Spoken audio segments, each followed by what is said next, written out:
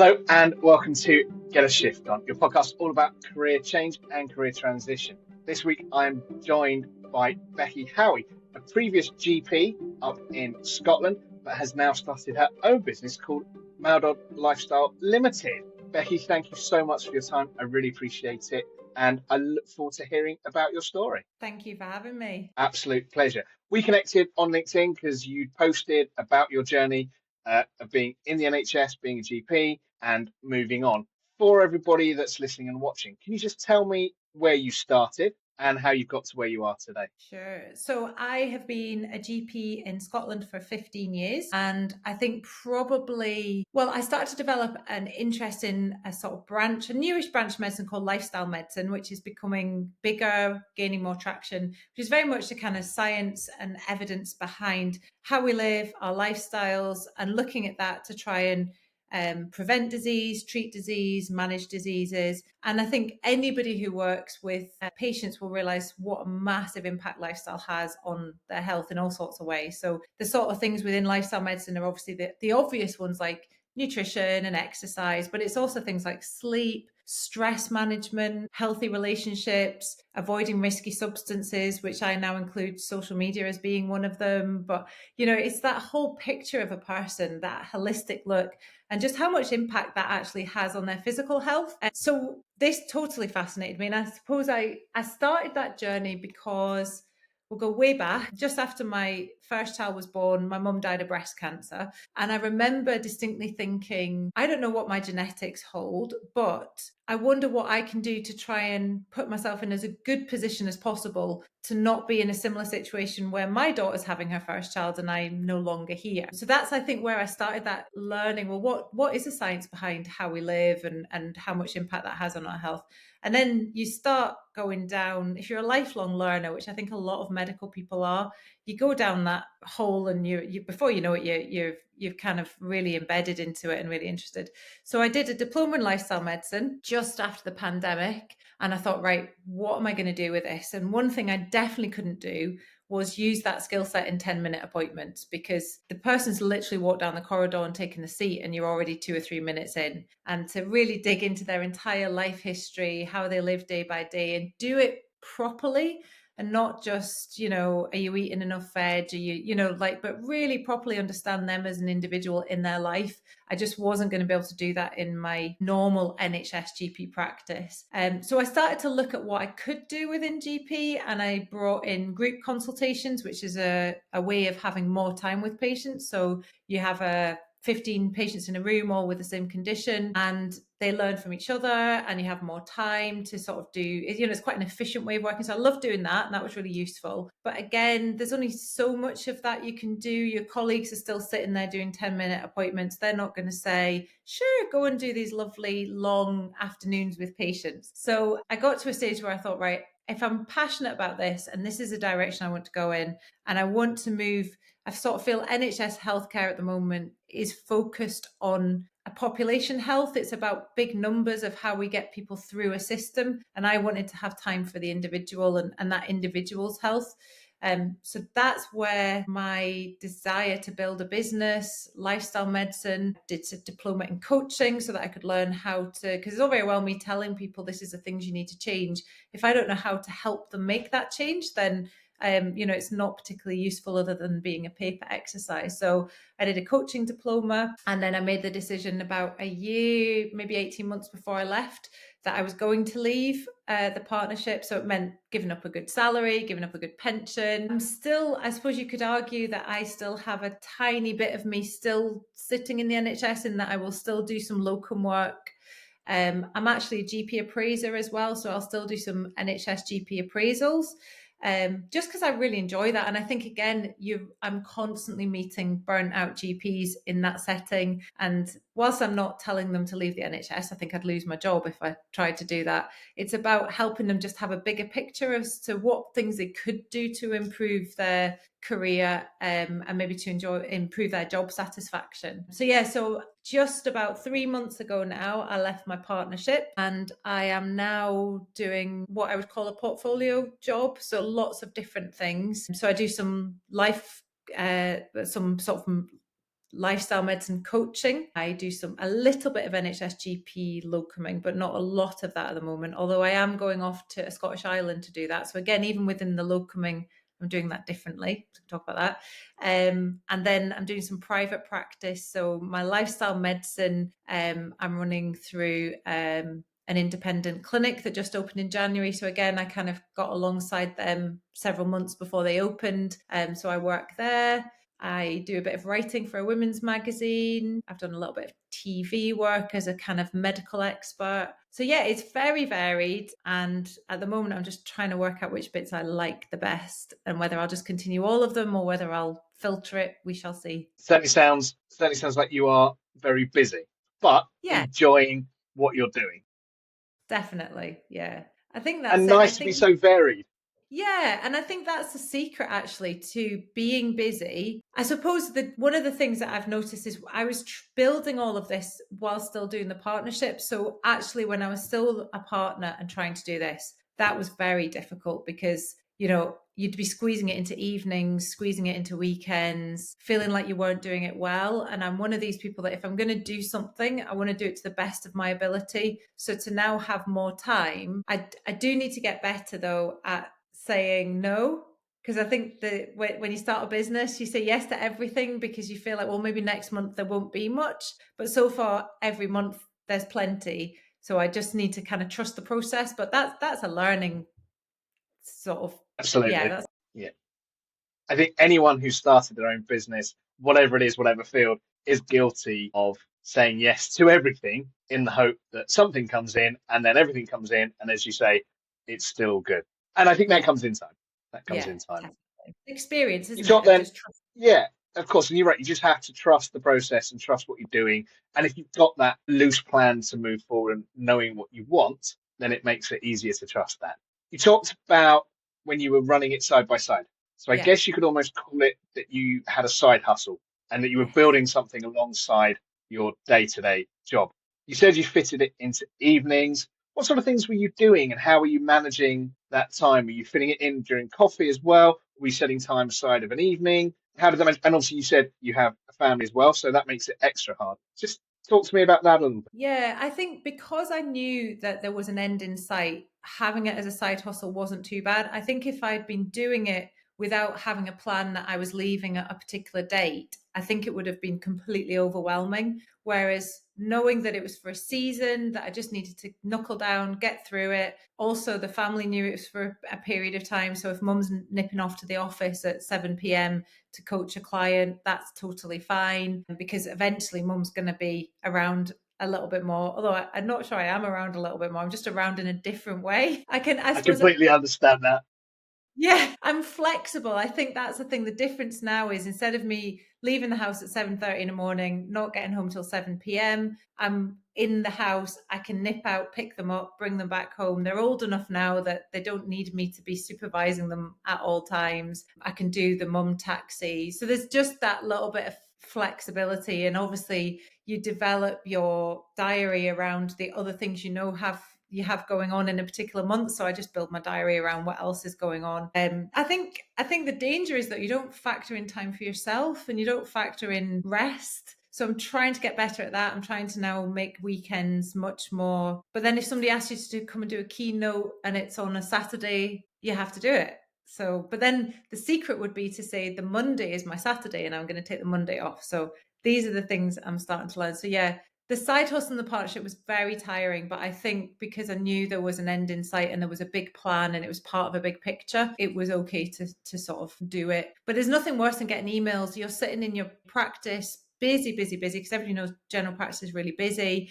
And then you're seeing emails coming in about the other side, the side hustle, and you're trying to think, oh, I need to reply to that, but I have no time to reply to that. I think that can build stress quite a lot. So it's about having some boundaries of saying that I'm not even going to look at that email until I can actually do something about it because it's just going to trigger me into feeling anxious and I don't need to, it's not going to make any difference if it waits 4 hours and I reply to it later on. But yeah, I'm learning that. Yeah. And again, I completely understand and empathize how that feels. Those emails will wait. People will Mhm. wait. But I think when you are so keen to move forward, it's something that you're enjoying. You feel excited. and you're ready to move forward with it, you want to answer that there and then. And it is really hard to tame it. And very interesting to hear you talk about weekends as well. Obviously, you talked about lifestyle medicine. So it must be quite interesting to practice what you preach, for want of a better word, and try and understand that sleep, nutrition, balance is so important. And actually, it's probably a really good example for you to give to your clients, that you have the same struggles as the rest of us. You know, you are not above it, beyond it. It must be really interesting to be able to share those experiences. Yeah, definitely. And I would say that definitely just like things are much better balanced now. And I'm very keen to make sure I'm getting my time for exercise and things. Whereas I would, if I'm honest, the last 6 months before I finished the partnership, that had it was dog walking and that was as good as it got. And it was dog walking in the dark at 5:30 a.m. or whatever time it needed to be. So, and again, there's like, it's a season, it will pass. But I think had I started this and then I would feel like a fraud if I was not doing the stuff that I'm telling other people to do. So sleep is really, really, thankfully I don't have any problems sleeping. I sleep really well, but I think it's things like not working, shutting the laptop at a particular time, making sure you have an hour or two before you're trying to go to sleep so that you're not triggering by that last email or that response that you need to sort out. But I'd say the going to the gym, that kind of stuff, which I love doing, it definitely got pushed to the side. So I'm glad that that's coming back in. And I think especially when you're doing an entrepreneurial type role, you don't have a structure necessarily to your week that is quite varied. So actually trying to build in like Monday at 7, I do this, Tuesday, I do this class, Wednesday, I go for a run. I think you have to be a bit more go with the flow each week and maybe just plan your week, look ahead each week, what's coming up, where can I fit it in, and find strategies to try and manage it that way, really. Absolutely. And it's like you said about Saturdays. If you have a keynote on a Saturday, then Monday is your day off. And I think that's something that people coming from a structured work life struggle with, moving to that entrepreneurial side. And you use the word flexibility, and that's absolutely key. Your kids know, actually, mum's still working, but it's now flexible. So actually you can nip out, grab them from school, take them swimming, whatever it is, but you still have to work. And if you're working at 7 in the evening, maybe that's okay because you weren't working at 3. And have it Exactly. working Saturday to not working Monday. But it's also, I think we have to learn ourselves to give ourselves that time to say, actually, I did work all weekend or I worked Saturday. I'm not going to do anything on Monday. I'm going to have my time. I'm going to go to the gym. I'm going to walk the dogs, do the washing, all the bits that you missed because you were working at a different time, but flexible. And it is hard because I think there's this temptation to think, oh, I could get ahead. If I just spent Sunday afternoon, I could be ahead for Monday morning. But actually, Monday morning just brings a whole load of new stuff anyway. And you have to get to a position where you're okay with a to-do list that's never going to be empty, but you just chip away at it. And I think there's an element of, again, that boundary needs to be put in place to say, you'll always be trying to get ahead, but you'll never really get ahead of your jobs that you need to do. So just put them into manageable chunks, work through the most important ones or the most time required ones. And it's okay to shut the laptop at 5 or whatever time it's going to be and say, that's it for today. I'm done for today and I'll deal with that tomorrow. But I think, yeah, when you're working for yourself, it's harder to do that maybe than it is when you're working for somebody else. So yeah, it's definitely, I've got very good at working at the back of my car during swimming training and things like that, so somebody's doing some sort of activity and somebody, I've posted about it and then somebody, I was saying, oh, it's not very comfy with the steering wheel. It's like, why don't you sit at the back seat? And I was like, oh yeah, that makes so much sense. My laptop can sit on my knee in the back seat, whereas actually in the driver's seat, I have no space. Such a stupidly simple thing, but yeah, that's been revolutionary. I sat not long ago in the passenger seat instead of the driver's seat and did some work, but it felt so weird. I Mm-hmm. couldn't quite get over not sitting in the driver's seat to do it. I did in the end, but it was just, I get it, that weird feeling of like, oh yeah, why don't I just move from where the steering wheel is blocking my every move?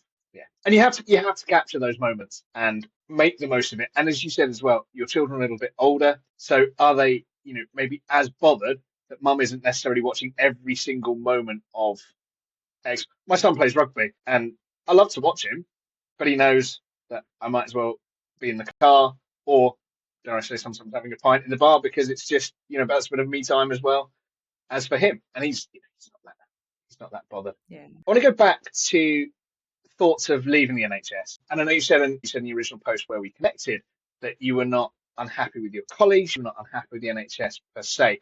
What was it really that made you feel that your time in the NHS was over? I think it probably was, it didn't matter how good I tried to do my job, the system was failing people. And I think that's really hard. So even if I was so on it with diagnosing, picking something up, having this, realizing exactly what they need, if I then put in a referral and they're going to wait 50 weeks to see somebody, that's just so disheartening, because you sort of think it doesn't matter how well I do my part, the next step just isn't there. And it's the same, or you admit somebody, or so I think it was that, along with the fact that I genuinely believe we've got this sort of sticky plaster approach now, which is quick, solve the problem in the room, get them out the room, and we're prescribing way more medication than we need to, because a lot of it is about helping that person as an individual in their life, at looking at other ways that they can manage things. So I think it was that sort of combination that did it for me, that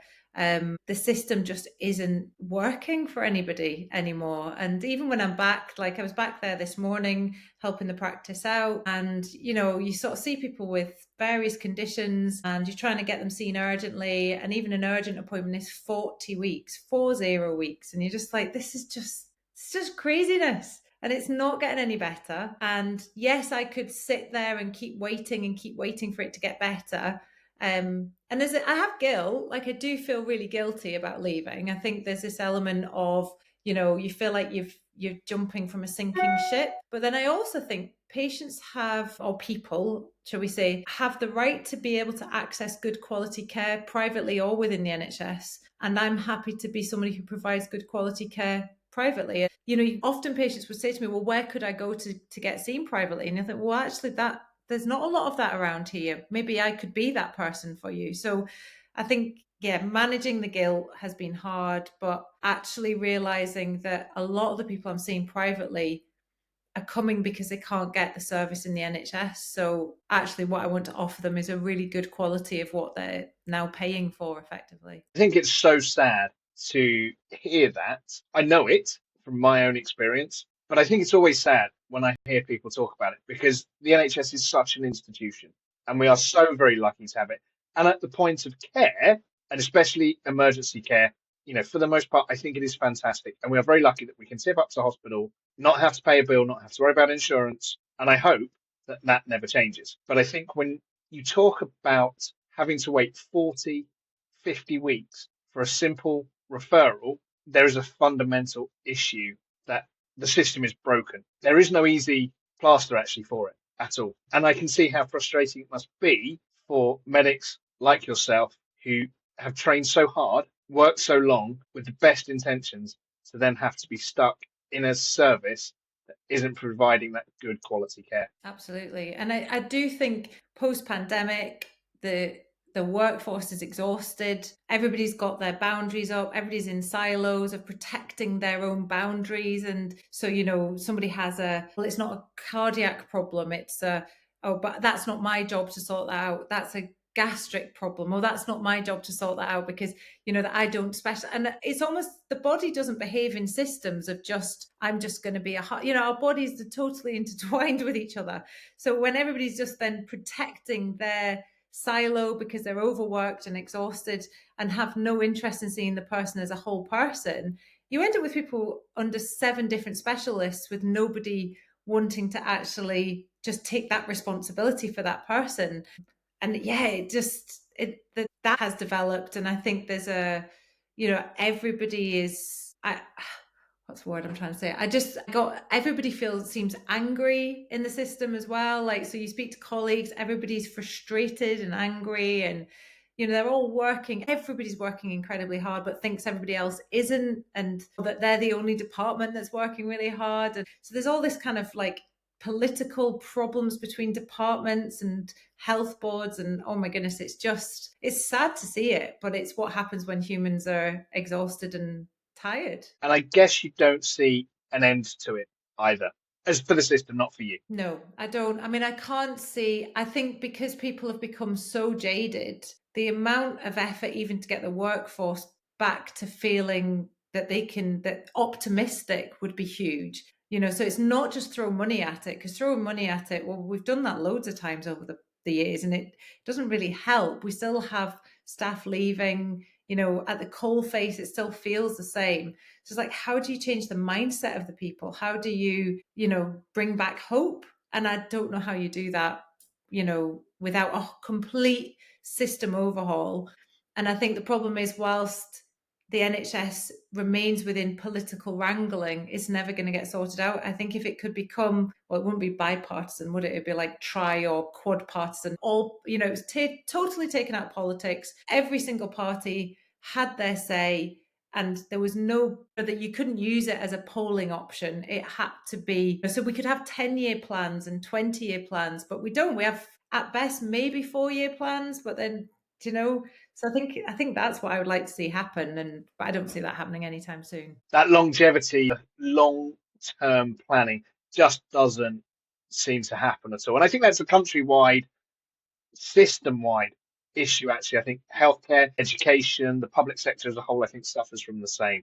I don't want to turn it into a political podcast, because I think we could probably talk for hours about it, and to no end. Because actually, as you say, all the while it is political gain, there will never be a proper solution. It's almost like you need a big red button that you just hit stop and restart. But we can't. And it's just because, in my mind, times haven't changed. When the NHS started, the world was very different. And the world has grown in every sense exponentially, but the NHS just has trickled along. And actually, I posted about it this week on LinkedIn when Rachel Reeves decided to throw loads of money at the NHS. And I put exactly as you said, you can throw all the money at the NHS you want. That is not going to solve the problem. Absolutely. We'll leave it there. Let's look at the more positive side and the future. Although I just want to go back and touch. You said you felt guilty, and a lot of people I work with have that feeling. And I think a lot of people don't leave at their own expense, their own health expense, actually, because of that guilt. And you said, and I love the phrase, and I use it a lot, that sinking ship. You feel like you're leaving a sinking ship. How did your colleagues and your friends and your family react when you said that you were going to leave? I don't think I expected more fallback, but or pushback. I think because I also was going to do a specialty that is not really in the NHS, that helped a little bit. So because I was providing a service that wasn't specifically an NHS service, then that felt okay. And I think particularly my colleagues, more and more we're seeing people going privately anyway, so people are going privately for their surgery. And I think they're more inclined to think, well, that's good. If there's a local decent person who's doing a safe job, that's a good thing. And actually then, we can work, because one of the challenges for patients is very much dipping between NHS and private. And there's a lot of bureaucracy about who's responsible. And what I like to say to patients is I will always try and navigate them back into the NHS if I can. So if their GP is happy to take over what I've been doing, of course, I'm not there to make my money out of them. I'm there to give them the best chance to get better, and I'll happily continue it. But equally, if they've got a limited amount of money, we'll work on what we can do, and then I'll try and navigate them back as best I can. And I see that as part of my role, that I'm not just trying to take them away from the NHS. I'm trying to work alongside the NHS. So I think that helps. I think the other thing is we now have this massive, you said the world has moved on. We have like this huge world of social media influencers, wellness gurus, wellness experts selling the latest snake oil packaged up as the cure-all for something. So we actually need people out with the NHS in that world, but are legitimate, talking sense, talking science, and I feel okay being one of those people. So I think that has helped my guilt a little bit as well. But yeah, I wouldn't say, I think my colleagues and everybody just get it, and there was no big hard feelings. I think it's more, I still feel like I need to justify it when I tell people that I do it. And I remember somebody saying to me, it's a very odd situation, because if you train as a nurse or a doctor or other, well, I suppose mainly probably nursing and medicine, there isn't another employer you can go to in the UK. It's like you're obliged to go to the NHS. Whereas any other role you do, you would go into a job, you'd stay, say you were doing in a law firm, you'd stay there 5-6 years, you'd be expected to move on to a different firm or move into, and that's just accepted. So why shouldn't we accept it within healthcare as well. It's a kind of weird thing that we feel like people should be till they die NHS, and actually, well, I remember somebody had put a comment about we should be making people pay back all the training that they've done for if they go privately, we should be getting them. And I was like, well, we pay for tuition fees anyway. Like, people are not getting free education anymore. And I think 20 years of service is probably long enough to say that I've done my due diligence and I'm okay to leave. But the general public have a funny opinion of that. I think the general public don't understand the inner workings of the NHS, full stop. And I think that's evidence in people's reactions, their frustrations, the posts I see from medics, from healthcare professionals who are at the coalface dealing with the public. And I get it. I completely understand it. I find it particularly frustrating myself. I won't go into details, but I stood on a nail a few weeks ago and I just wanted to find out whether I needed tetanus or not. It took me a day and a half and actually a trip to a minor injuries unit to find that out because my GP wouldn't see me. 111 didn't respond. Yeah. And I just wanted some advice just to be sure. Yeah. And I'm fairly switched on. I come from a healthcare background. I just wanted to pick up the phone and speak to someone, and you just can't have that. So I understand people's frustration, but I think there is an education to be had about that. And it sounds like your colleagues were very positive, and I think that's really encouraging. But I guess what you are taking some of that load off of them, and I think if you can put it in that positive frame, it makes such a difference. You're not leaving, you're not abandoning ship. Actually, you're almost creating a lifeboat where people can go and have their own different experience and take some of that load off. Yeah, and what's interesting is a lot of the patients I've seen for GP appointments in the private clinic are actually people who can't get an appointment with their GP. Now, that's not right, but it doesn't, whether it's right or wrong, they're still sitting there unable to get seen. So if I can provide a service where they can get seen, well, that's got to be a good thing, rather than them just going to A&E or going somewhere else. And that's what I think has struck me the most, is that I'm not seeing the super rich or the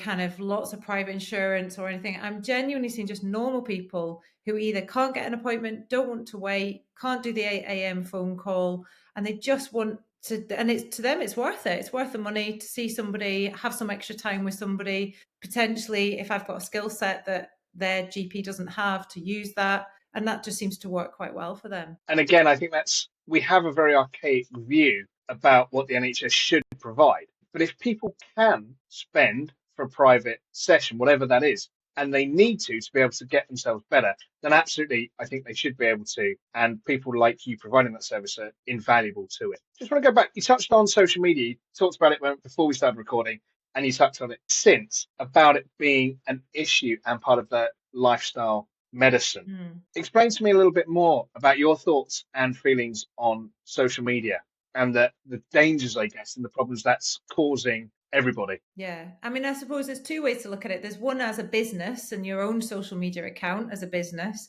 And that we talked a little about that pressure, or that you need to be posting all the time. You need to be doing your LinkedIn, and even LinkedIn will say, have you posted 3 times this week? Have you done this? And then you have all these marketing strategists who are like, you need to be showing up. And there's an element of, I agree with that. You're never going to get known about if you don't do anything. But I can see how easily you can fall into the trap of saying, right, how did that post land? Let me check the comments. Let me check the views. And before you know it, it's 12 at night and you're still, but it's caught you into the scrolling because it's this amazing platform. All of them, like LinkedIn's a little bit different to Facebook, Instagram, all the rest of it, but they all work on the same idea that the longer they can keep you scrolling, the longer they keep you online, the more advertising space gets sold. The algorithms will be set up to make sure that it appeals to me and what I've been looking at.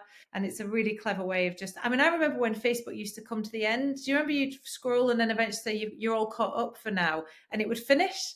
And now it doesn't do that. It just keeps going forevermore. And of course, we know that negative news gets more views.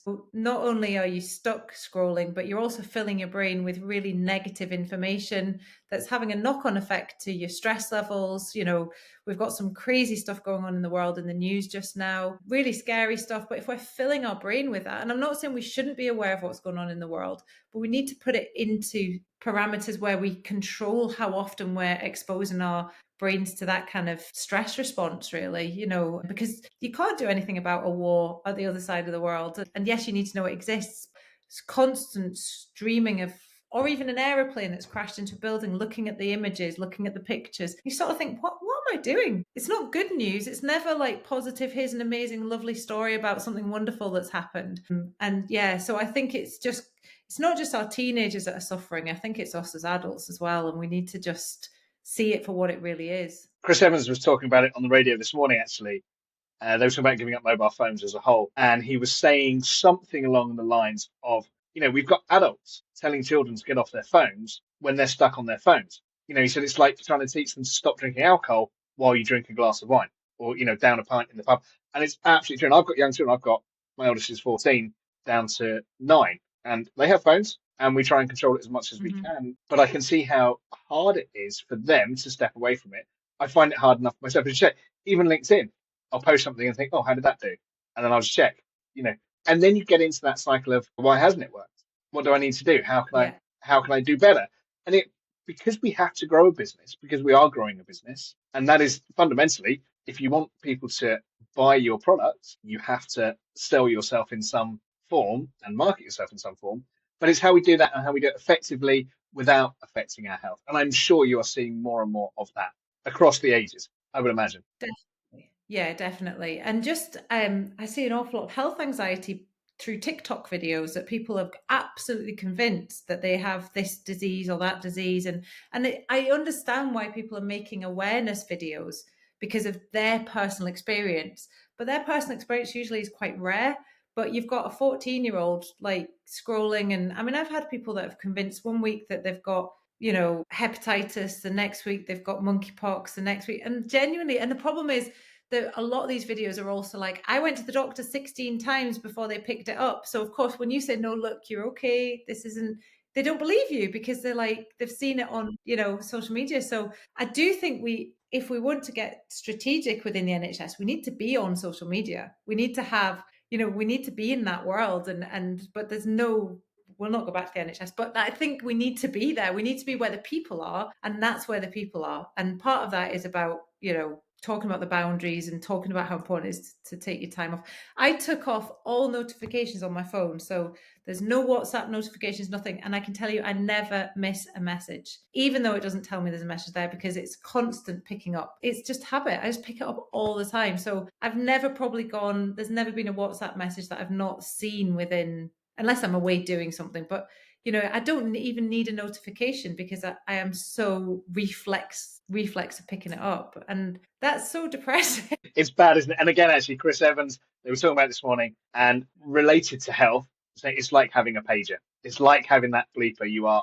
It's there, and you are waiting, hesitant for it to go off, to reach for it, to have that next hit of whatever it is. And it made me think, Adam Kay, who wrote the book about being a junior doctor, love his books, really fantastic. And he talks about having PTSD.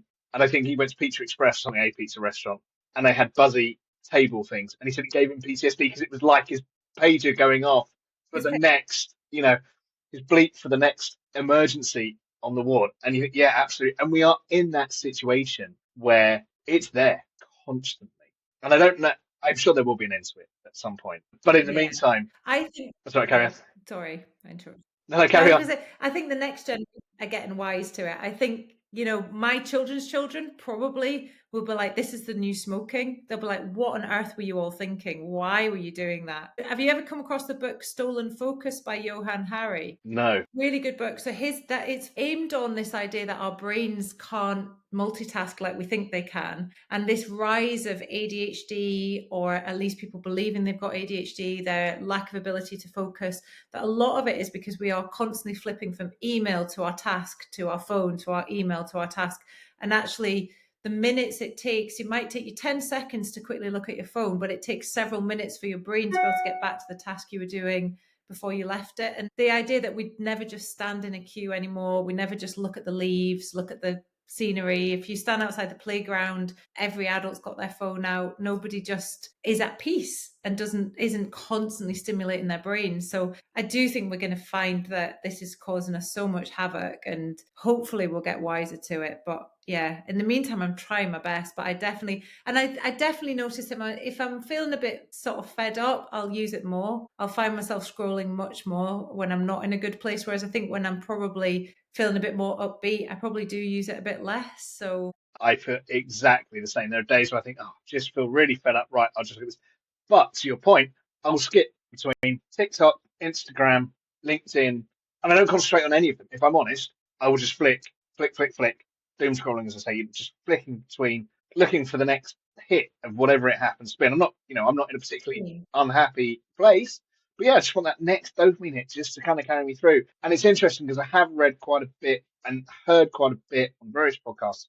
When you step away, the power that it gives you of just clarity is actually incredible. And I find myself more and more having a walk with a dog, no headphones, no phone, because I do just try and take it in and appreciate where you're at. And it does help. And actually, I've had some really, really good, light bulb moments in that space, but it's very hard to do. And you do go down the route of, but what if something happens? What if I miss something? What if the child needs me? It's hard. It is really, really hard. But I'm glad that there are doctors like you who are taking that up. And I think you're right. Our children's children will be in a very different place, as they will with careers as well. I think, the NHS aside, I think careers are changing. Our children will have a very different career path to us, to our parents, and indeed their children. Goodness only knows where that will be. And I think people will know that it's okay to have multiple careers. You said that 20 years is absolute time enough to know that you're not doing the right thing. Sadly, I see more and more people 5 years in not feeling the same. And I think going back to the bit of guilt that you said you felt for leaving, I'm so pleased that your colleagues were supportive, because I think that's massive. And I know we talked off camera as well. You said your husband worked in the NHS and was also very supportive.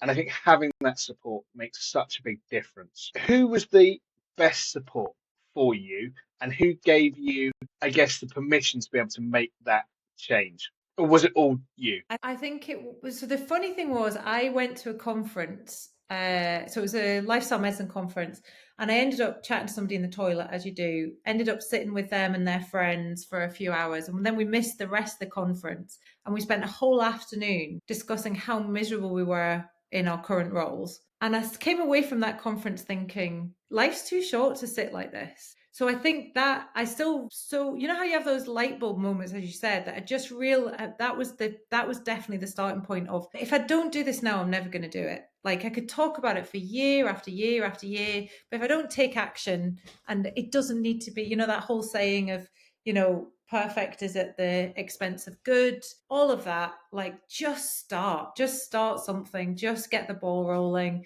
You can develop it, and I think I remember that conference being a real sort of turning point for me, of saying, I'm now 45. My mum died at 60. Her dad died at 60. Let's suppose generationally I'm dying at 60. I don't think I am, but let's suppose I am. I've got 15 more years. I'm not spending them like this. Life is this amazing, beautiful gift. I'm not going to spend it burnt out, tired at the end of the day, coming home, not wanting to speak to anybody in my household because I just can't be bothered. I want to sort of just see what opportunities are out there and enjoy them. So I think it was me coming home and saying, I think it's time to do this. And then I think my husband being the person who said, yeah, you absolutely can do that. It's like that voice that says, of course you can. Like, you're stubborn and you're determined, and stubborn we'll say it's a good thing sometimes to be stubborn, but like, just that dogged determination to say, I'm just going to keep pushing until, even if it feels like the boulder is going up a hill, I'll push it until I get to the top. And I think the last 18 months of balancing the side hustle, I'm now starting to see the fruits of my labor. Like, there's still early days, but you do start to see it developing, and that people then come and seek you out because you've developed a kind of position of somebody who is sensible, or and Yeah, so I think it would be, my husband's probably been the biggest support, but I think just the way I planned my, that conscious uncoupling from the partnership, I think I planned it in a very careful way. We had a great trainee that was coming up who would easily take the partnership. He wanted to be a partner, he would be a good fit. It was a good time for the practice as well, because if I went now, I could time it all. So I guess I was secretly moving chess pieces around without anybody noticing. And then after I left, they all realized what I'd been doing for the last year or so, but appreciated, I think, that I didn't want to make anything there difficult. I wanted to make sure that it was all going to kind of continue in a really positive way, because what I do know from years of general practice is that one or two people leave and it can completely decimate a partnership and a practice. And we see it time and time again. And I think in my appraiser role, I see that history of one or two people leave and the whole thing just kind of falls apart. So yeah, I think just being very thinking out every stage along the way, I think, has helped as well. I'm sure. I think having that plan, and as you say, moving chess pieces is a really clever way of doing it, actually, and intentional, and to help those around you adjust to that move. Are you happier now? Yeah, and I think like it's not about the hours of work, because I'm working just as many hours. It's more about feeling fulfilled in what I'm doing. So I think my kids would say I'm happier. I'm probably more fun. I'm like more likely to be flexible within the house as well. Like, I think sometimes when your job is very demanding, so at a weekend you're like, right, we need to be back on a Sunday evening for this time because I need to get all my ducks in a row ready for the week ahead. I think I'm much more relaxed about that kind of stuff, because I'm like, oh, I'll catch up with it on Monday or Tuesday, or I think that that's much more enjoyable. So yeah, I'm definitely happier. I think you still get your wobbles. You still sometimes think I've not got I've walked away from a really good salary and from a pension, but I also know that those things don't make people happy, because we all know plenty of people with plenty of money who are not happy. So, hopefully I don't, the other thing I realized was that we make an awful lot of money in order to treat ourselves because we're miserable in what we do. So suddenly when you don't need to buy stuff all the time to cheer yourself up, you actually don't need to spend as much money as you thought. And I think there was a lot of expenses that were going out just so that I could work the way I was working. Even things like doggy daycare and, breakfast clubs and after school clubs, and sometimes just rethinking the way you work means you don't need to have all those expenses either. So that I think there's an element of a personal approach of looking at what you're spending if you are going to make a leap like this, and looking at where you can cut back a bit, and where you can just be a bit more sensible with your spending. And actually that's post tax as well, so the hundreds of pounds you're spending to go to work are after you've paid tax. So pleased to hear you saying that, and thank you for sharing that, because I think that there is absolutely key and fundamental to so many people not taking that action and not moving forward with what they know really is deep down where they need to be. I don't want to get too personal, but we talked off camera about finances as well. Can you just talk a little bit about how you planned actually for that move? Because I know that's the other thing that stopped people, especially as you say, from people in your position who are in very well paid jobs and earning a good salary with a pension, the security of the NHS. That can be really hard. Can you just explain how you dealt with that and how you went about managing finances during the transition and knowing that you were going to make that leap? Absolutely. So I think the first thing was the pension side of things. So I will, I'll still have what I've already put in there. So that's one thing. But I also realize that not everybody lives long lives and uses all that money that they've been squirreling away. And of course, some of it goes to your family, but not all of it does. And the taxman gets loads of it anyway. So actually, I would rather enjoy now than I would be worrying about when I'm 85 or whatever. And I remember sitting down with a kind of accountant, and they were saying, the amount of money you need once you stop traveling, don't drive nice cars, etc., isn't as much as you might think. So we're saving all this money up for a time in our lives when we may or may not actually need it, and we could talk then about what happens with care homes and all of that. But so the first thing was that I think I decided that I'm willing to take a risk in my future, because I want to live now and in the here and now, and not be thinking that everything needs to be put away for the future. Now, That said, I'm not being totally crazy. I'll still have a pension. I've got a house, and I'll still have assets for the future. One of the first things I did was sit down and looked at how much I was actually spending to work, and if that, I think there's so much money that gets spent just to go out to work, and how much I was spending to make myself feel better, and then looking at, well, how would cutting all of that out, what would that look like? We do a lot of very fancy holidays because we're not happy, and actually sometimes just having to have more time in your own house to potter and do the things you like to do is just as enjoyable as a really expensive all-inclusive somewhere. That said, we do not get the good weather in Scotland, so I definitely need to go away for sunshine every now and again. You might be all right where you live. It's not okay here. I'll have rickets if I don't go away somewhere sunny from time to time.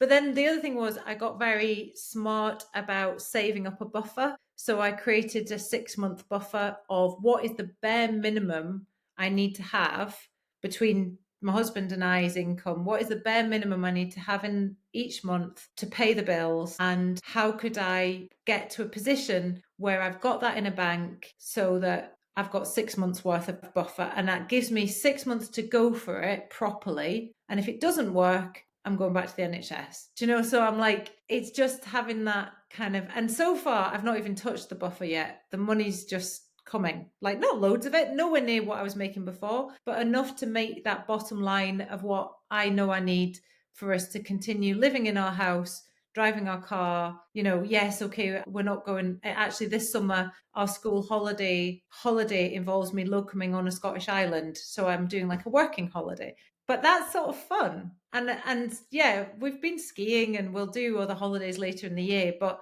I think sometimes just having a change is just as good as a holiday. But that, I think that's what I did. I really just looked at what do I actually need and how much of it is the world telling me this is success versus what actually feels like success to me. And success to me is to wake up every day happy, content, with joy, and doing stuff that makes a difference to people. And if that's all I want in life, I want to pay my mortgage and all the rest of it, but to me that's success. It's not necessarily having all the nice trappings that I'd fallen into the habit of thinking that was what was going to make me happy, and it doesn't. But that's maybe just a whole life theology. Absolutely brilliant. I don't think you could put it any better or any clearer than that. And I think it's so important for people to hear that and to understand it, especially if they're stuck looking to move. Hearing all of what you've said actually is so impactful. Other than summer holiday working on an island, which sounds fascinating, we might have to have a follow-up with that, and certainly pictures. Your children will love that, I'm sure. What's next? Yeah, so I think more time, it's really silly things, but when you're sort of building a business, everyone's like, you need to have a newsletter. I've never had a newsletter yet because I haven't had time to do it. So really silly things that allegedly help your business. So it's to have the time. I'm going to wait till the school summer holidays are over with, but look at what is realistic for me to show up in the world. Is it a monthly newsletter? I'm never going to manage a weekly thing at the moment. I'm far too busy. But, a monthly newsletter, trying to consistently show up once a week or so on social media. I'm not going to be somebody who posts every day. I don't think anybody needs to hear from me every day. And then developing sort of the time in the private clinic. So that's kind of just growing. The clinic itself is relatively new, like it only opened in January. So it's really nice to be one of the founders within it as well, and having some say in how we develop that and grow that. So I'm really enjoying that side of things. So I think it's just more of the same.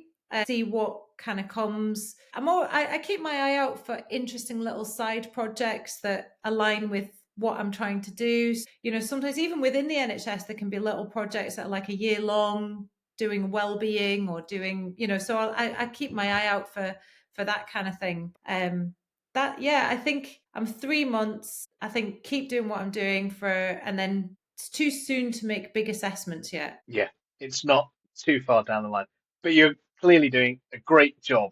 And I think you will succeed in everything you do. I think it's so important the work that you're doing, that health and wellness is so vital to all of us, especially with social media, poor diets, etc. I think we are in, for you, a prime time to help as many people as possible. And with the private GP, taking some of that strain off the NHS is absolutely brilliant. Becky, thank you so much for your time. I really, really appreciate it. I appreciate everything you've said, and it's been really fascinating. And I hope that people are listening to this and understanding that change really is possible. It's not abandoning the ship. There is going to be guilt, but you can get over it. And what you get out of it, and your mention of being happier and not having to have the holidays, not having all the glitz and glamour, is so, so powerful for people to hear. So thank you very much.